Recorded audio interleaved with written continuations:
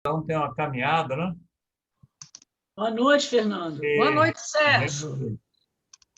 O Sérgio entrou. O Sérgio que entrou aí. Cadê?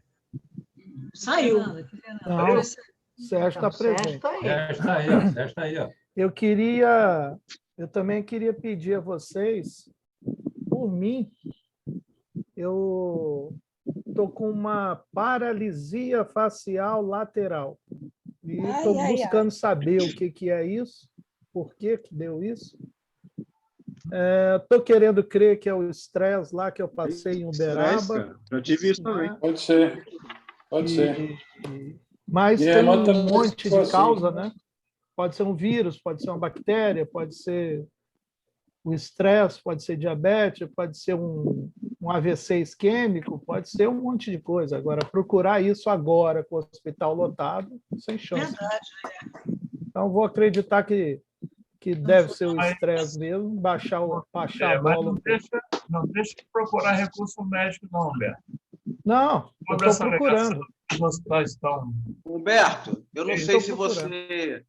Humberto, eu não sei se você faz isso, e até a dica aí para todo mundo que está participando aqui desse estudo, independente das orações, independente de qualquer coisa, eu acho que muita gente já faz isso, mas a gente também pode disponibilizar agora um copinho com água, uma jarra com água, para durante esse período do nosso estudo aí, a gente pede já desde agora orientação dos nossos irmãos espirituais para a medicação possível, né?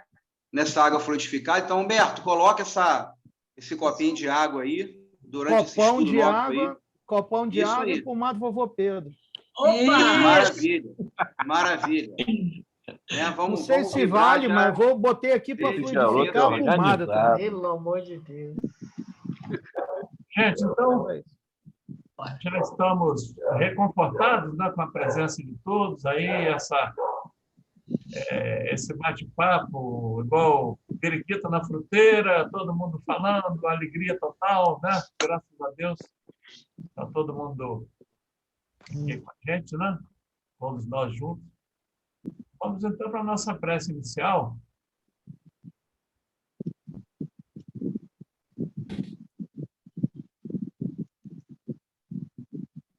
A Sheila levantou o dedo.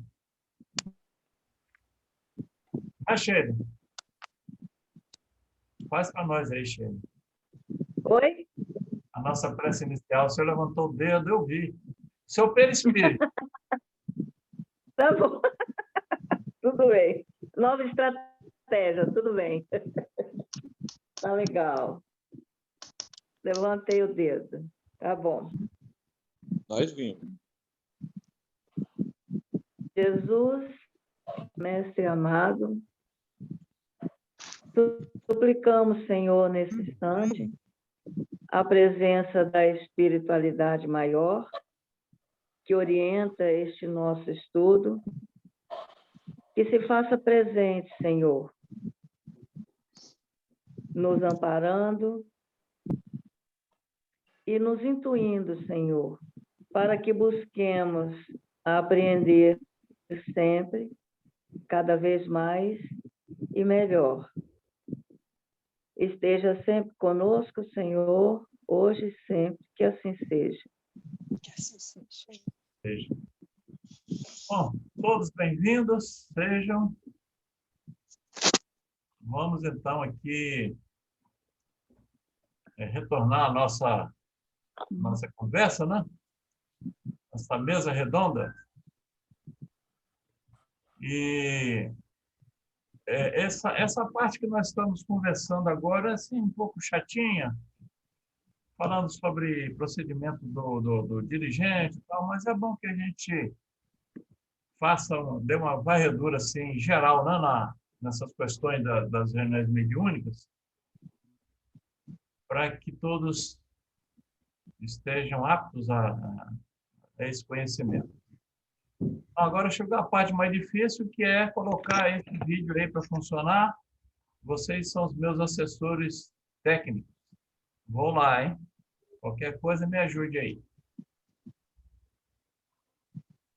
Chegou aí? Sim.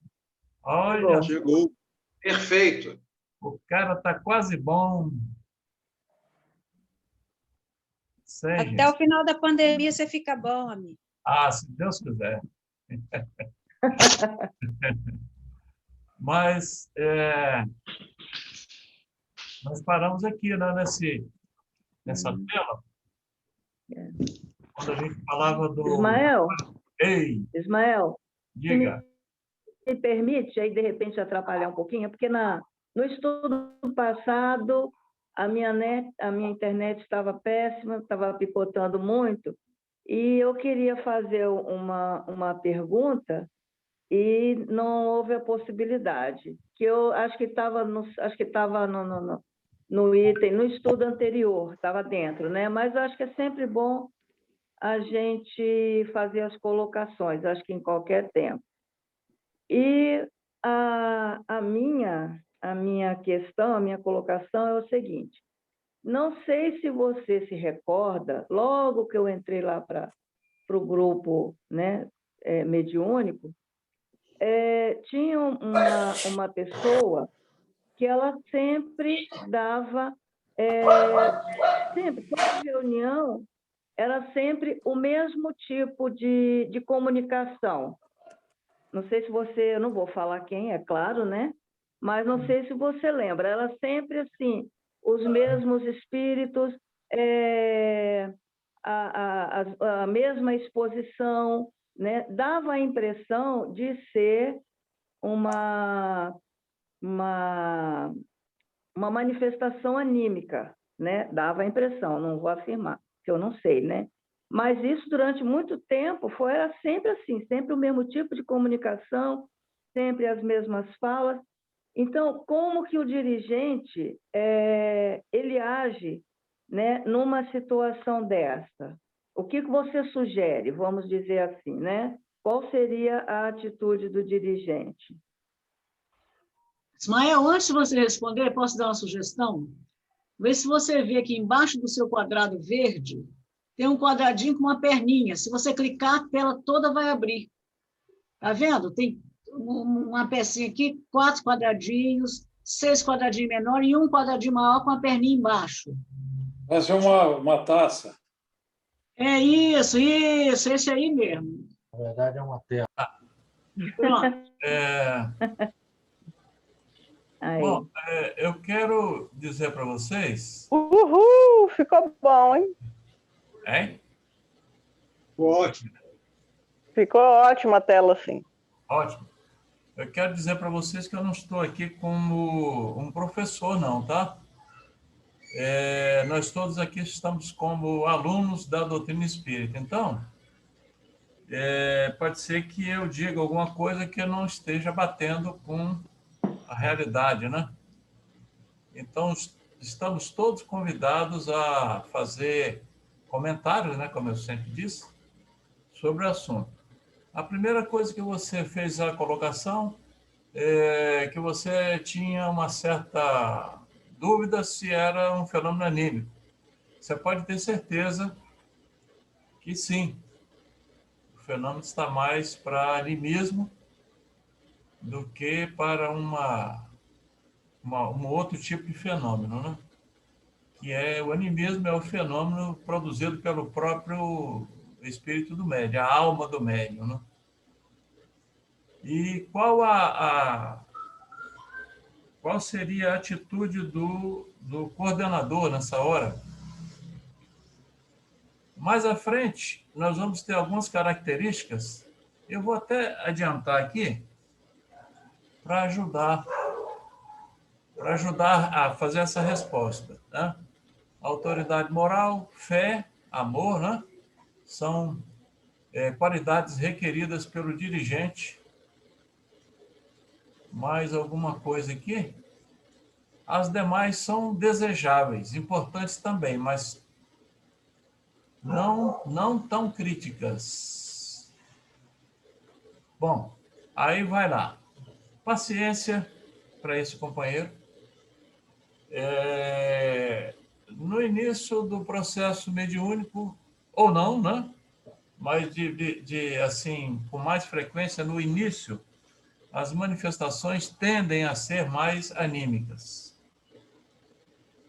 Então, a paciência seria uma qualidade requerida para tratar do caso. Sensibilidade. Quem está na direção tem que ter a sensibilidade de não expulsar a pessoa da reunião ou podar a pessoa nessas horas. Ter o tato para tratar do caso particular. E energia para solucionar a sequência desse acontecimento. Vigilância para não deixar que essa pessoa polarize para ela a atividade da reunião. Humildade para reconhecer que a gente não tem todos os conhecimentos. Pode ser que eu analise achando que seja uma questão anímica, né? Mais à frente a gente pode descobrir que pode ser um espírito que está tentando atrapalhar a reunião, né? Tem que ter coragem, destemor, prudência para não podar essa pessoa, porque lá na frente pode ser um excelente companheiro que vai trazer uma produção brilhante, né? De atendimento aos companheiros. Essa é a minha visão. Tá? A conversa de início com essa pessoa tem que ser particular, para não trazer melindres ou que não deve existir, mas existe, para não trazer dificuldades para a pessoa. Né? Particularmente, a gente conversa e tal, vai tentando levar a pessoa a conhecer o tipo de fenômeno que é o fenômeno anímico, para que ela controle isso aí, tenha a habilidade de vigiar, né, essa questão.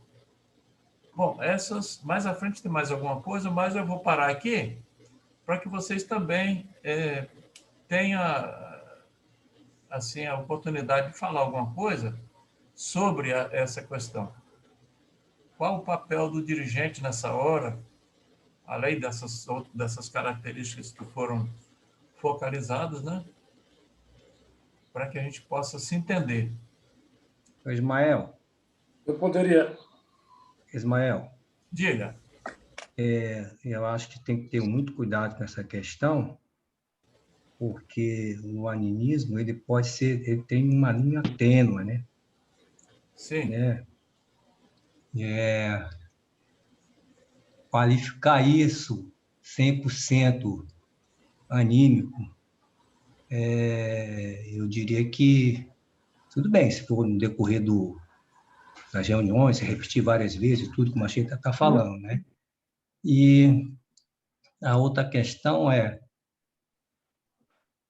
que eu não vi aqui, as demais são desejadas, importantes também, está fazendo um tratamento. Na minha opinião, está fazendo um tratamento, né? Daí a gente tem que ter aquela questão que é ame mais e julgue menos. Não estou falando que Sheila está julgando, não estou falando nada disso, né? Já quem está em estudo é quem te joga aberto, né? Então, eu me repito, né? Uma linha tênue, a questão do animismo, né? Não se sabe se realmente é o próprio espírito, né? Ou se há espírito, que aí é uma coisa meio que, eu diria, não sei, tem 100% certeza que seria isso, né? E a outra, eu acredito, se está numa casa espírita, né? Está se tratando de uma pessoa encarnada numa reunião mediúnica, e por que ela não pode estar em tratamento ali? A pessoa pode dizer, mas existe uma tarefa que é para tratamento, mas existe isso. Mas na reunião espírita a gente faz o quê? Numa reunião doutrinária, aliás, na reunião mediúnica, a gente faz tratamento das pessoas. Né? Então, eu acho que essa é a questão que eu queria falar. Humberto levantou a mão, hein? Humberto, depois Tomás. Eu também gostaria de falar, quando possível for. Então, o que eu queria falar é o seguinte. Dentro daquilo que você pontuou no slide anterior, Ismael, tem as coisas do tato, né, do cuidado com o companheiro e tudo. E eu acho importantíssimo, seja animismo ou seja alguma outra questão, como o Daniel falou aí, mas o que eu acho importante é que essa pessoa seja contactada pelo dirigente o mais rápido possível. Hoje pela manhã, quando a gente se encontrou, a gente mencionou um companheiro que, se tivesse sido tomadas as providências mais imediatas, será que não teria sido evitado um monte de coisa que aconteceu? Você, Ismael, sabe do que eu estou falando? Então, assim, a ação do dirigente precisa ser a mais rápida possível, né? Não quer dizer que aconteceu hoje, você vai chamar, mas é rápida no momento em que eu começo a observar alguma coisa que está acontecendo, eu começo a perceber isso, algumas pessoas vão pontuando, e aí eu preciso chamar esse companheiro. Eu preciso chamar. É tratamento, como o Daniel falou. É amor, igual você estava passando o mouse lá na palavra amor. É amor que eu preciso ter por esse companheiro. Né? Porque enquanto está no início, é fácil esse tratamento acontecer e reverter a situação que não é adequada. Né? Mas vai que esse espírito é um espírito que está ali para chamar a atenção do grupo, mesmo o grupo não está fazendo o trabalho, está todo mundo vendo errado, só o espírito que está falando certo para a gente, então. Né? Então, eu acho que a atenção rápida com esse companheiro, é isso que eu queria lembrar. Eu queria pontuar duas coisas. Uma primeira coisa é a seguinte, quando acontece algo desse tipo dentro da reunião, o grupo também está sendo colocado em prova, porque nós, como está falando aqui, né, a gente tem que ter paciência, sensibilidade, humildade, energia, prudência, destemor. Ou seja, todo o grupo, não só aquele companheiro, está sendo colocado em prova. Nós também estamos. Né? Esse sentimento de amor tem que ser do grupo inteiro. Porque se acontece, é porque foi dada autorização para que acontecesse. Não por nós, mas sim pelo plano muito espiritual. E também pode ser outra coisa. Não pode ser não somente animismo, mas também pode ser um experimento. Não é um experimento, é um aprendizado para aquele médium. Porque quantas vezes os médiums chegam na casa espírita, também na nossa reunião, está com dor de cabeça, está enjoado, está com dor de garganta, e acha que o problema é do corpo, mas muitas vezes é o problema do espírito, porque está vendo com o espírito, já está sendo espiritizado para a reunião. Né? Ou então, quer dizer, esse caso é um caso muito, muito, muito abrangente mesmo, né? Onde a paciência realmente e o amor tem que ser colocado à prova a todo momento. Quem é o outro que ia falar? Gegeu. Eu gostaria de falar sobre esse assunto, inclusive numa certa... Ei, você não estão me ouvindo? Egeu, Ei. você não gostaria, você gosta de falar. Fala. Brincadeira. Tá bom, tá certo. Nós dois Mas somos... Ismael, ao longo das nossas vivências aí nas reuniões mediúnicas, nós já nos deparamos com vários casos de animismo. Em tempos passados, o animismo foi tido como um fantasma. Inclusive, naquela revista Fé em Cristo, a gente fez um artigo sobre essa questão do animismo. O Hermínio Miranda, lá no livro dele, Diversidade dos Carismas, ele trata desse assunto com maior abrangência. Mas o que eu queria reservar aqui para nós é que nós, ao nos depararmos com vários casos de animismo em nossas reuniões mediúnicas, o tratamento que a gente procurou dar a esse tipo de comunicação, que nada mais é do que o médium sendo médium dele mesmo, né? O espírito é ele mesmo. Só que ele está se reportando uma situação vivida no passado. Seria quase que um personismo. É uma condição em que ele viveu e está precisando ser tratado, trabalhado isso aí. Eu lembro de alguns casos em que a gente conviveu com médiuns que hoje estão ainda conosco, não aqui agora, mas alguns que a gente teve em contato com eles nessa condição, eles depois vieram nos agradecer pela paciência e pelo amor que nós tivemos com ele naquele momento em que ele estava se comunicando. Ele mesmo depois se reconheceu como sendo o comunicante dele próprio. E sem que a gente tocasse no assunto de querer fazer alguma observação extra em razão desse tipo de comunicação. A verdade é que existem casos e casos. Tem casos em que realmente a gente precisa ter um tratamento um pouco mais, vamos dizer assim, mais reservado em alertar o nosso companheiro ou a companheira, porque isso, às vezes, pode prejudicá-lo ou prejudicá-la. O que a gente tem vivido, na maioria das vezes, é tratar esses casos como se fosse um espírito realmente que está se comunicando, de dar o mesmo tratamento como se fosse a um espírito que está se comunicando. E, com isso, a gente consegue desfazer, vamos botar entre aspas aqui, os nós conquistados lá no passado, desatar esses nós que estavam atados lá no passado e dar um pouco mais de liberdade ao próprio companheiro ou a companheira na sua atividade mediúnica. A gente tem feito isso ao longo de um tempo. Não sei se todos tiveram essa oportunidade de tratar desse jeito, mas, inclusive, você também acompanhou. Nós estivemos juntos em reuniões mediúnicas, a gente viu que esses casos não eram tão incomuns assim, eram bastante até frequentes em algum tempo.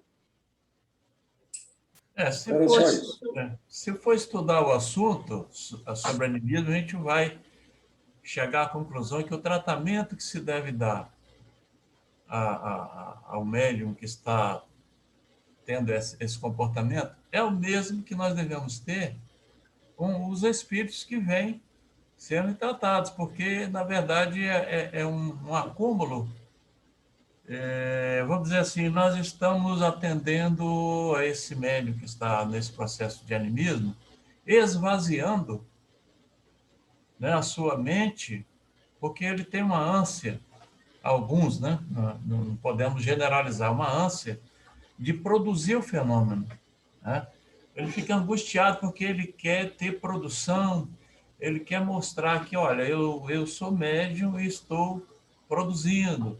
Então, é como se fosse esvaziar esse porão da mente para que, em algum tempo, ou longo até, às vezes, possa ele dar chance dos espíritos se comunicarem através dele, né?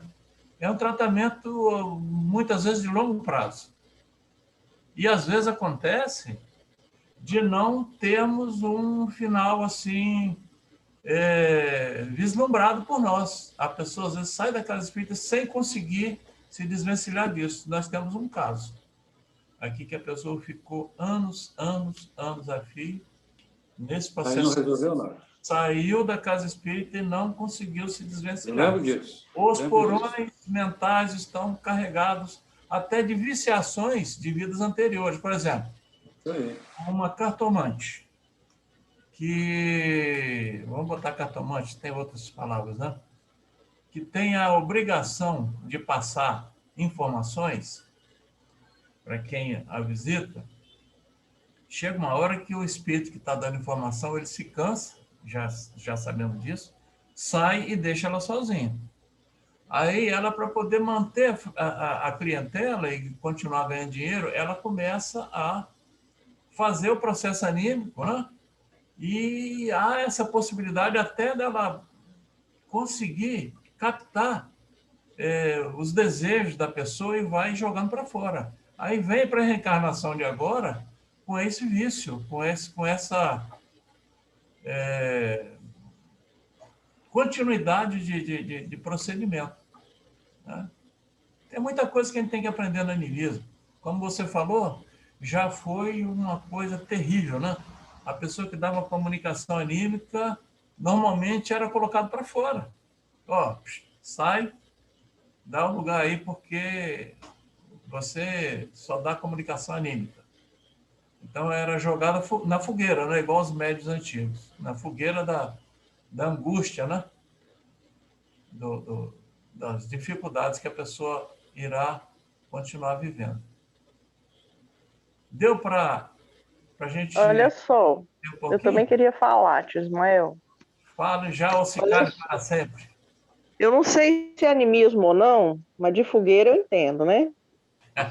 Então, eu já observei que em alguns médios que chegando novato, assim, parece que ele passa por um período assim de desobsessão, sabe? Ele fala muito dos assuntos que rodeia ou acontece lá na casa dele, ou veio acompanhando. De adaptação, não, Ivan? De adaptação. Eu não sei se isso é animismo ou não, mas eu já observei isso, que quando a pessoa chega para a mesa, né, começa a tratar assim de uns assuntos caseiros. Aí depois vai se equilibrando, parece uma desobsessão, mas depois vai se equilibrando e entrando no serviço. É muita notícia de Na televisão. prática é isso que eu observo. É por aí mesmo, sabe, Ivan? É um processo que vai... É um diamante, né, que está sendo lapidado. A palavra certa seria essa. Tirando aquelas arestas para depois brilhar realmente a sua potencialidade. Ismael, Okay? Diga. Eu agradeço muito esse entendimento e essa caridade com o médico que está iniciando, né? Porque na maioria das vezes a gente percebe uma fala de que quando o médium iniciante apresenta, né, o animismo, trazendo, né, expurgando, jogando para fora do seu arcabouço aí,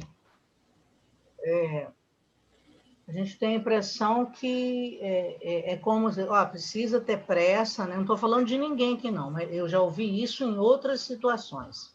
Uhum. Em outra casa.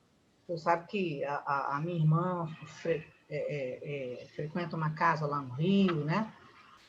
E como assim? Rápido, porque essa laranja é podre. Uhum. Sabe? A gente sente esse peso.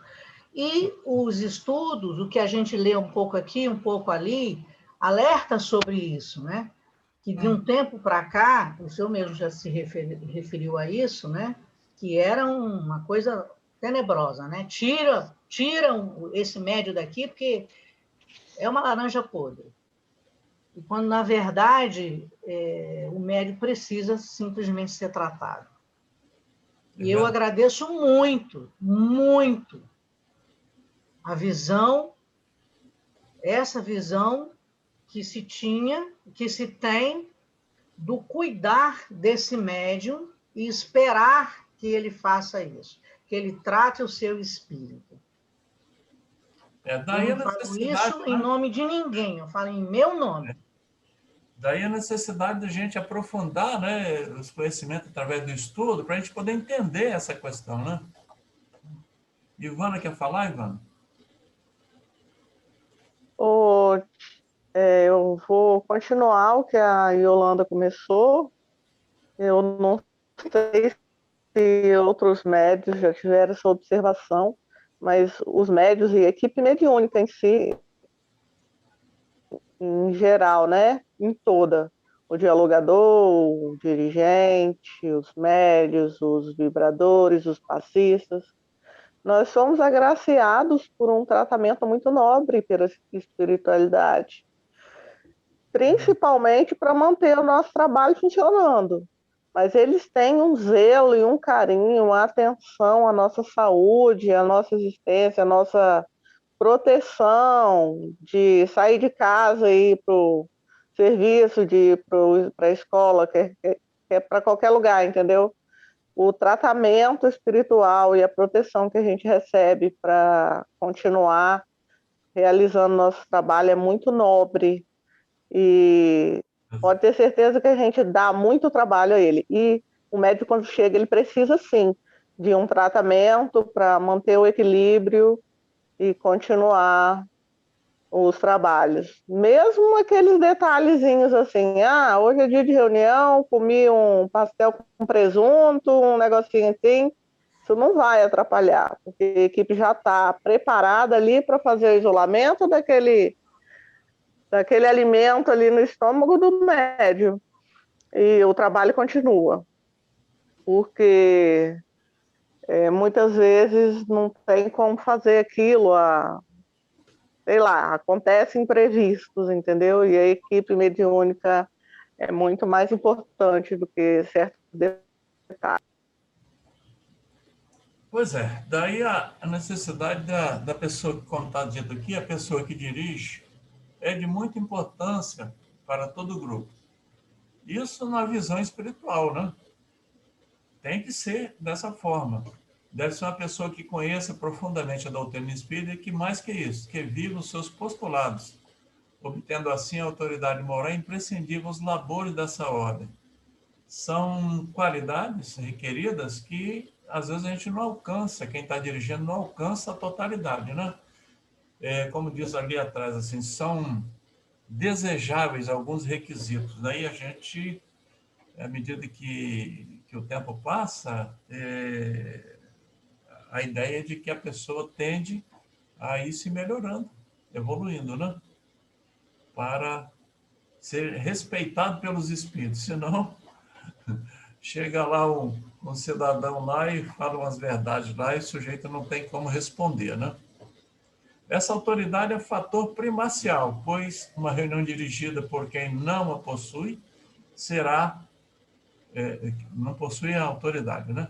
Será evidentemente ambiente propício aos espíritos perturbadores. E isso é verdadeiro, né? Isso aí está lá, já até comentei isso aqui, está lá no Novo Testamento, quando os discípulos de Jesus vieram reclamar com ele, o Espírito, né? Nós não conseguimos. Aí Jesus fala, com essa espécie de espírito, só jejum e oração. Seria isso aí, né? A pessoa se manter no equilíbrio necessário para ter essa autoridade moral. Vamos lá. Diz-nos Kardec que a verdadeira superioridade é a moral. E é esta que a equipe... Nossa, sumiu aqui. Equipe, a certeza... não estou conseguindo ler. Deixa eu ver aqui. Segunda linha. Diz-nos Kardec que a verdadeira superioridade é a moral, e é esta que os espíritos realmente respeitam. É ela que irá infundir nos integrantes da equipe a certeza de uma direção segura e equilibrada. Muito bem. Bom, então essa responsabilidade a gente carrega nos ombros e tem que zelar por isso para não trazer dificuldade para o grupo, né? O dirigente precisa ser, pois, alguém em quem o grupo confie, uma pessoa que represente para os encarnados a diretriz espiritual, aquela que, na realidade, sustenta e orienta tudo o que ocorre, né? O objetivo é esse, né? Agora, se a pessoa... Ele é o representante da direção existente na espiritualidade. Lê aí para mim, Humberto, que aqui tem uma tarja em cima aqui da... Ele é o representante da direção existente na espiritualidade, o polo catalisador da confiança e da boa vontade de todos. Viu? Então, quem tiver na direção tem que ter esse zelo, né? O Tomás estava querendo falar alguma coisa, Tomás? Tôtio, no item anterior, a gente tirou sobre Kardec, sobre a moral.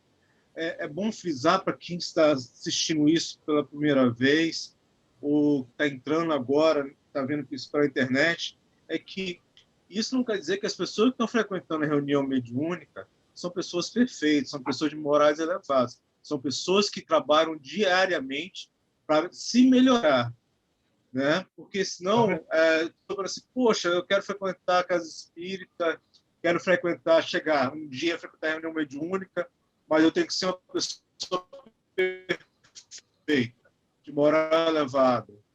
Não, isso é que reconhece o verdadeiro espírita pela sua transformação moral e pelo esforço que faz para tomar as suas más tendências. É isso, né? Aí que tem que ficar registrado, né? Exatamente. Diariamente se esforçar para melhorar, né, as tendências, né, que todos nós temos. Se for esperar a asa de anjo em cada um de nós para participar desses grupos, não terá reunião mediúnica. Ninguém vai ter asa, não. Asa de anjo. É por aí.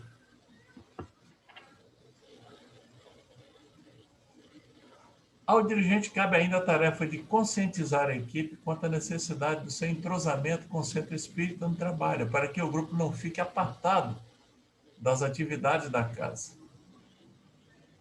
Então, participando de outras tarefas, o Humberto outro dia até falou sobre isso, né? Mas nós observamos que o grupo nosso, que está, pelo menos o que a gente sabe da Casa Espírita, todo mundo está jogando nas 11 posições. Não sei se vocês concordam com isso, mas ou se empenha num tipo de atividade como assistência e promoção social, o outro vai lá para ajudar na livraria, o outro nos grupos de estudo, e assim vai. De segunda a segunda tem atividade, né? Quando era presencial, e agora também, através desse processo, né? Eu vejo que todo dia tem reunião. Todo dia tem um grupo conversando, mantendo a afinização. Né? Não é isso? Alguém levantou, Humberto levantou a mão.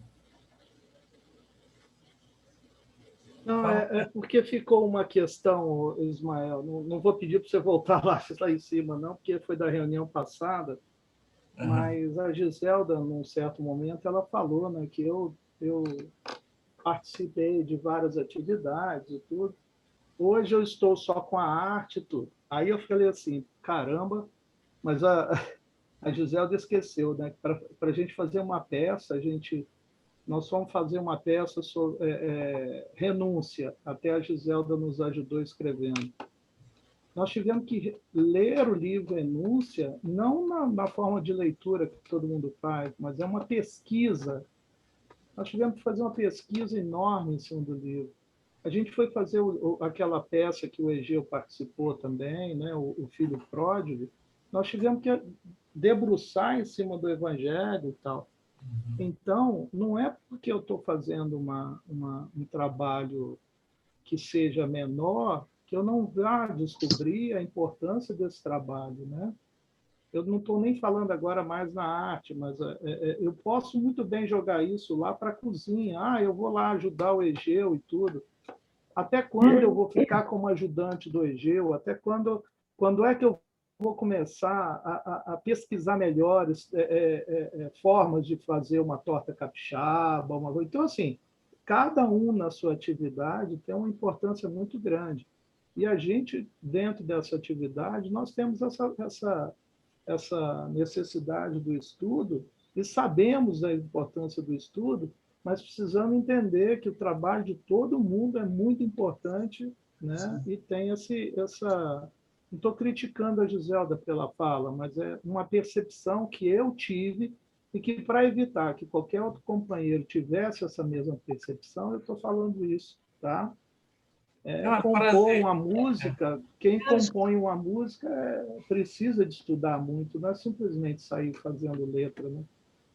Deixa eu só, antes de você falar, deixa eu falar uma coisa. Meu filho, se eu tiver que criticar alguém, eu vou criticar a mim mesmo, porque eu não faço nem metade do que eu fazia antes. Eu estou praticamente com pouquíssimas atividades. E na época é muito nobre isso que você faz. Eu estou com muito menos que você, eu acho. Então, não tem problema nenhum. Aí, vamos lá para a pergunta lá do Livro dos Espíritos. Qual o limite... levantou a mão, Ismael. Deixa eu só fazer a colocação que a Giselda falou o negócio ali. Qual o limite do trabalho? O que é que os espíritos respondem? Limite suas forças. O limite das forças físicas. Então, nós estamos já embranquiçando os cabelos, então nós não vamos pegar o piano e carregar nas costas, mas nós podemos ajudar o cara a dizer assim, vamos, pega aí, pega lá. O limite das forças físicas nos obriga a fazer isso, né? Só tem que lembrar tio Dalmi, né, Ismael? Tem que lembrar tio Dalmi isso, né? Que, vou te contar uma coisa, ele ainda acha que a gente tem os 18, 20 anos. Né, Assis? Falar um pouquinho, Ismael, por favor. Espera, o Helder. Helder. Só um segundinho, que a Sheila levantou a mão primeiro, depois tá bom. É sobre isso também. Ô, Ismael, eu queria que você discorresse um pouquinho, porque está aqui, quanto à necessidade, né, ao dirigente cabe ainda a tarefa de conscientizar a equipe quanto à necessidade do seu entrosamento com o centro espírita onde trabalha. Qual seria o objetivo disso, desse entrosamento, né, com o centro espírita? Qual seria o objetivo disso? A afinização com os companheiros da casa. Quando um time está entrosado, ele fica imbatível, né? Seja lá em que circunstância for, se os trabalhadores estiverem participando e se unindo forças, o feixe de vara vai ficar muito mais capacitado para resistir os impactos, né? O objetivo é esse. Esse entrosamento é para, na hora da reunião mediúnica, a gente estar preparado para suportar essas trombadas que a gente leva, né? Ismael, você falou de time, desculpa, tá? Eu estou cortando, mas você falou de time, e eu vi uma vez um técnico da seleção brasileira falando que ele gostava de colocar o centroavante que faz gol junto no mesmo quarto com o cara que dá passe. Porque eles conversavam durante a noite inteira de como é que ia ser o jogo e tal, e então, quando entrava no campo, era muito mais fácil. Então, esse entrosamento é dessa forma mesmo. O Helder está na pegando a palavra do Humberto aí, da nossa irmãzinha também, Helder. É interessante, eu cheguei na casa aí tem uns 20 e poucos anos, depois de um tempão aí eu retornei. Aí vim, e hoje eu estou ali sendo aceito por vocês e sempre agradecido. E o que eu falo? Eu vi lá atrás uma coisa maravilhosa, vocês sempre atuantes, tá? Se vocês hoje estão em cima das limitações do que vocês estão conseguindo fazer, porque hoje vocês têm mais afazeres do que parecia ter. Independente disso, vocês são uma fonte inspiradora para as pessoas que estão ouvindo, estão chegando, pelo motivo de a gente observar em vocês o esforço lá atrás, a persistência e a doação de amor nos dias de hoje ainda. Isso é fantástico. Vocês são os amores de gente, vocês todos, e são exemplos para que a gente observe, ouça e procure, através desses exemplos, segui-los, né? Está aí. É isso que eu tinha que falar. Alexandre, agora? Não, Ivana. É na ordem lá. Você não vê? Olha só, eu vejo essa necessidade esse entrosamento com o centro espírita da seguinte forma. Exemplo prático, né? Eu e o Helder, por exemplo, lá na reunião de quarta-feira, a gente tinha um entrosamento muito bom, um entrosamento que eu também já tive com a Sheila, eu já tive com outros parceiros ali, com a Cida, e o que colabora bastante para esse entrosamento é completar com o estudo que a casa nos oferece, porque lá a gente aprende para os mentores espirituais terem ferramentas dentro do nosso corpo mental para poder trabalhar os socorros, entendeu? Por exemplo, o Helder, a gente faz parte da reunião de quinta-feira também. E aquele cantar e trabalhar aquela cura lá na quinta-feira, a gente levava um pouco disso para quarta-feira e fazia uma parceria, um jogo bem legal, e um ajudava o outro e cedia energia, mas a fundamentação é o estudo e aprimorar a mente. Não sei se vocês lembram uma passagem que aconteceu com o Chico, que o André Luiz pediu a ele para ler um livro de física, para depois ele psicografar um livro. A gente precisa de ter bagagem de estudo no corpo mental para poder fazer com excelência nossos trabalhos de atendimento aos irmãos necessitados. É assim que eu vejo. Manter o arquivo em dia. Quem é que está na vez aí? Alexandre. Então, Ismael, em relação a essa necessidade de entrosamento, eu tive uma percepção um pouquinho mais ampla da seguinte forma. Por exemplo, vou citar 2 exemplos aqui para não abrir um leque muito grande. Nós temos, por exemplo, Humberto na área artística, tem o Daniel França, por exemplo, na parte social. E todas essas outras áreas acaba trazendo para nós uma especialidade na espiritualidade que nos escapa, talvez, da nossa percepção enquanto nós estamos aqui encarnados. Mas essas atividades que a gente vai desenvolvendo, às vezes, de maneira que a gente acha que é simples, espiritualmente, isso tem um desdobramento muito profundo e acaba criando especialidades.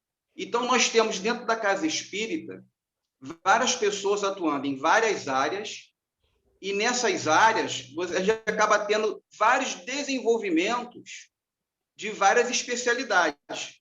A gente não pode esquecer que, quando a gente faz o nosso trabalho dentro da casa espírita, na noite, ou às vezes mesmo durante o dia, a gente é convocado a trabalhar na espiritualidade, e essas especialidades que a gente acaba desenvolvendo, às vezes sem perceber, elas são muitas vezes requisitadas.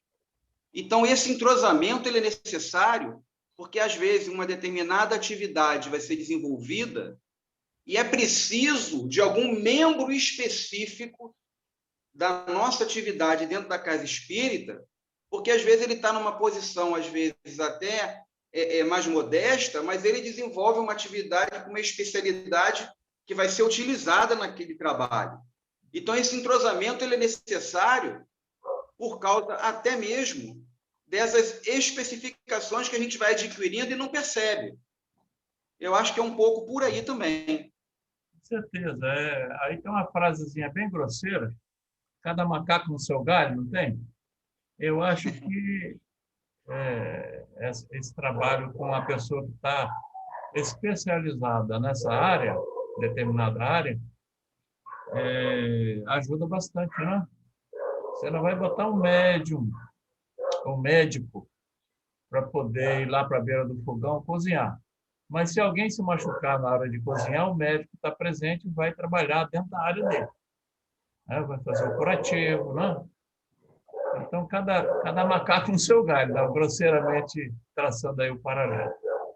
Jerusa levantou a mão. Fala, Jerusa. O microfone está desligado. Agora sim. Não, é que eu acho assim, nós realmente precisamos nos harmonizar para trabalhar melhor, para os amigos espirituais conseguirem tirar o melhor de nós. Quanto mais harmonizados e unidos, melhor, né?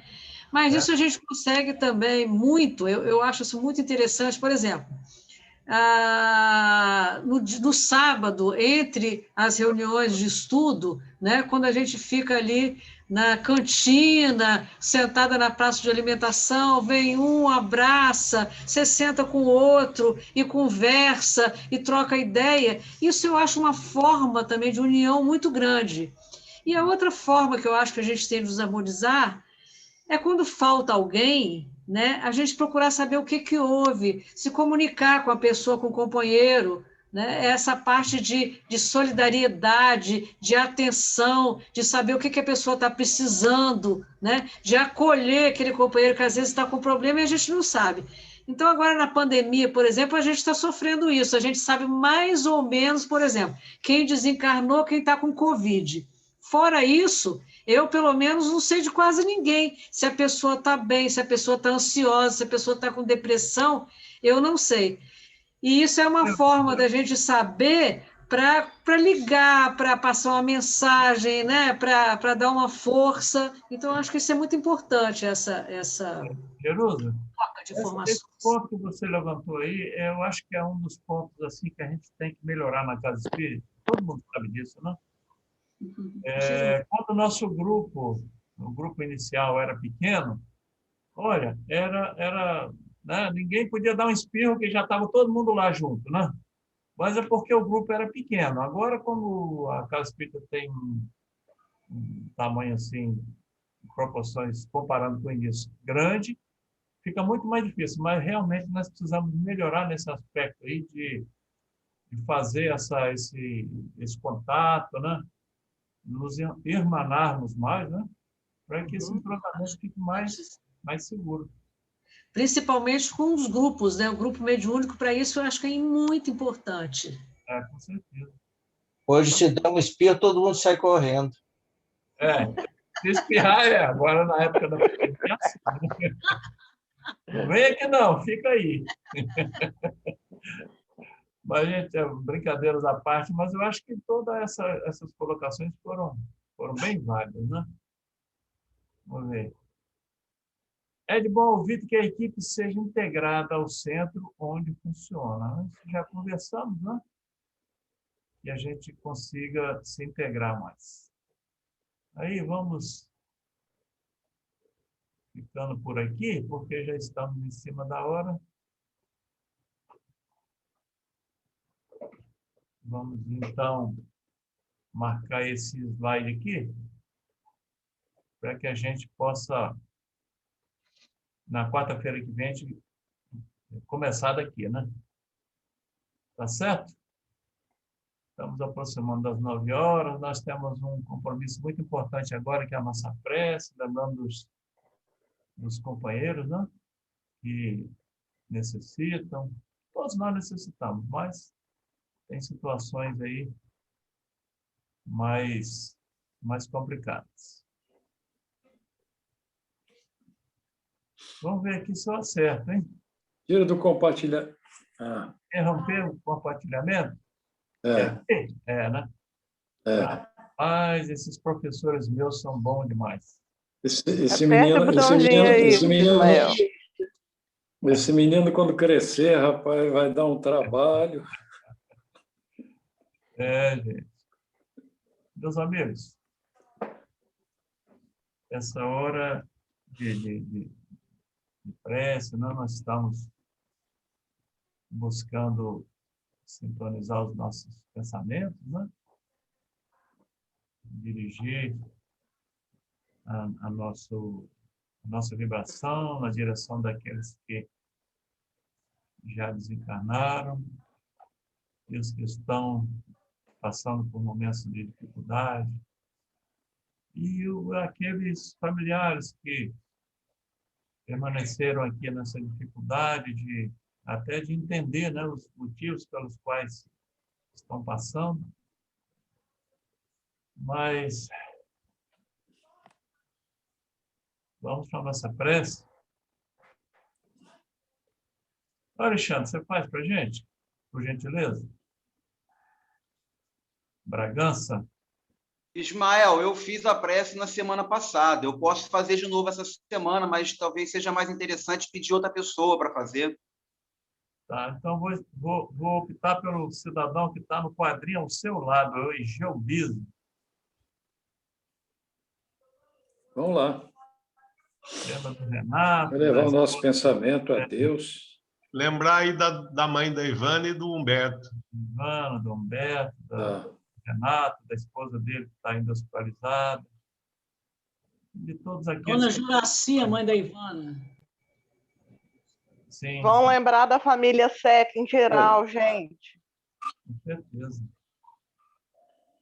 Sigamos a prece de Egeu.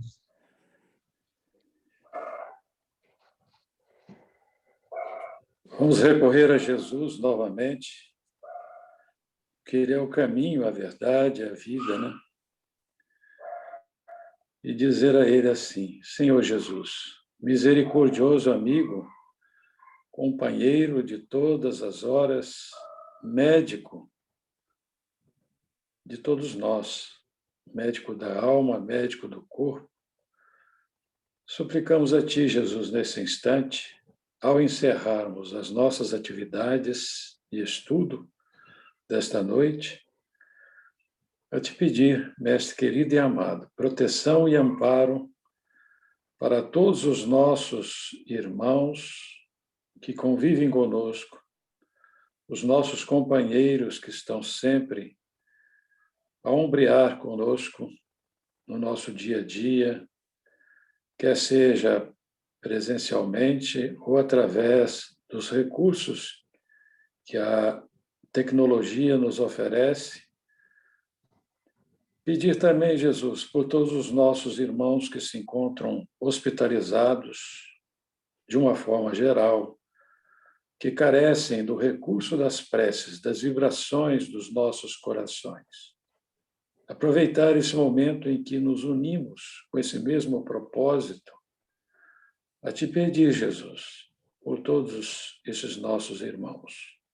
Pedimos também pela nossa companheira, a mãezinha da Ivana, que receba ela em seu coração as nossas vibrações, pelos parentes da Beth e do Júlio, os que estão encarnados, os que estão desencarnados. Pedir por eles também, por todos, pelo nosso Chacur, para que ele se restabeleça, pelo Humberto, que está aqui conosco, que atravessa momentos difíceis em relação à sua saúde física, que possa ser restaurada a sua parte que necessita das nossas vibrações. Pedimos, enfim, Jesus, pela nossa SEC, pelos nossos irmãos, encarnados e desencarnados, que sempre estão conosco, a vibrar neste mesmo diapasão, que é o diapasão do amor, da felicidade, da alegria, do trabalho, da boa convivência, enfim, tudo que possa estar sintonizado com o bem. Sê conosco, Jesus, quando Te agradecemos pela oportunidade oferecida desta noite. Que assim seja. Que assim Assim seja. seja.